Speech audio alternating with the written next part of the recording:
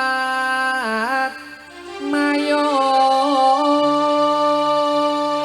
mayon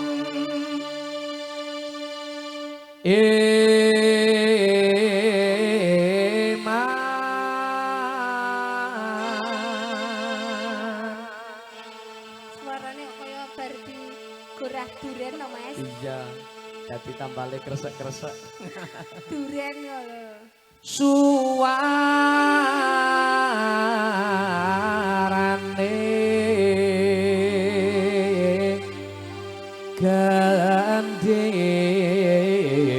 gandeng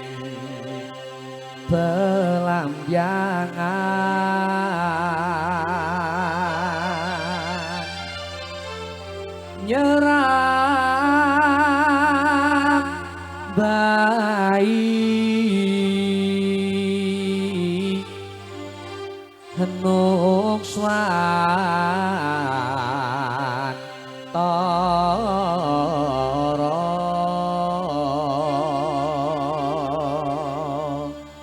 ayo nak Aduh, anggar sing dhuwur tak kake jenengan lah niki jane bar mangan niku kok rambutan benje niku tak oke tadi ah selah. iya Rambutane amek nang ndi, Mas?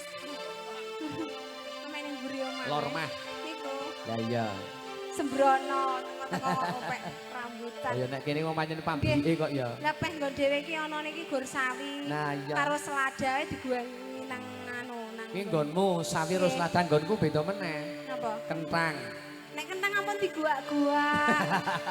Sereni ibu-ibu sing produk kentang ora aja mbok disepelekke Lah pripun ta? nggonku kentang kuwi ekonomi unggulan Lah nggih mulo niku. dadi najan to kula niku ya nuwun sewu sithik-sithik ya seorang seniman pelaku budaya Nggih. nek perkara nggon panen-tetanen kuwi sing tak utamake nandur kentang Iya, dadi werdine nek wis engko panen kentang ngono kuwi kok mak duwite akeh. lho ya duwite akeh tur ya ngene kena nggo jaga-jaga Heeh. sak mangsa-mangsa katoke suwek kentange metu ya to Yo kena ge tuku. ah nggo tuku kathok nggo tuku liya-liyane nggo mobil barang ya kena Lah iya nggih. nek akeh tontonane kok ya lumayan to ya Nah, tontonane. iya Penyu wangi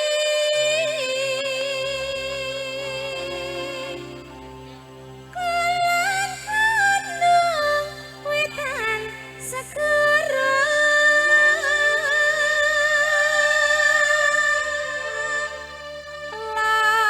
lan kidul alas angker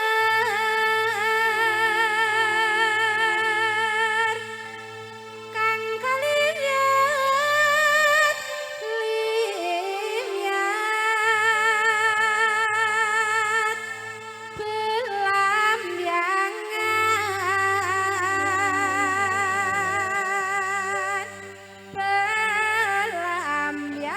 belambiangan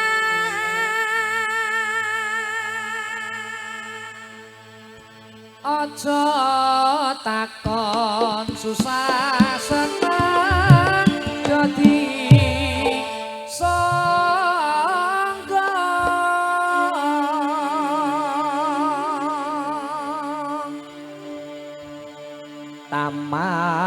taman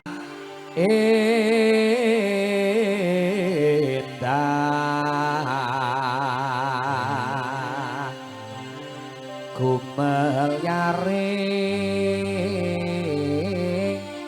gumel yaring taman sari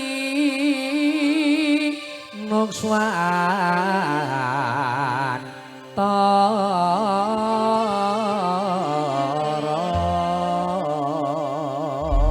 nembah nuwun Kang Mas. Inje monggo kembang mawar sinengguyung Dira Audio Rafa Multimedia.